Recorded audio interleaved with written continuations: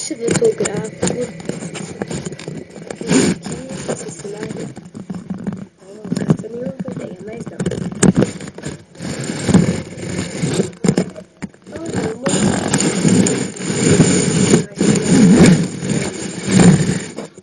deixa eu ver se eu gravo. 1, 2, 3 e...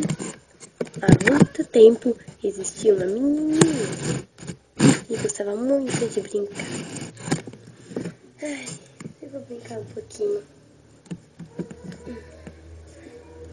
Deixa eu ver o que eu tenho aqui. Deixa eu ter uma olhadinha. Olha que legal! Eu tenho uma casa de jogo.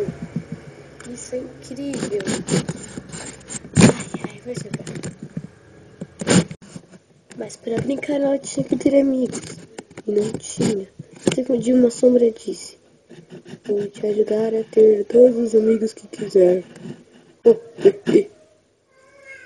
A menina ficou muito feliz. Mas na verdade a sombra não era uma sombra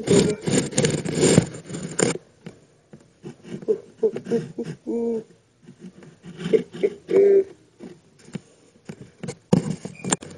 Até que um dia de noite essa menina viu aquela sombra. Só que brilhando, e não era mais uma sombra, era uma fada.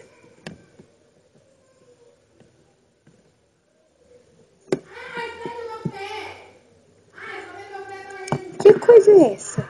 Deixa eu investigar.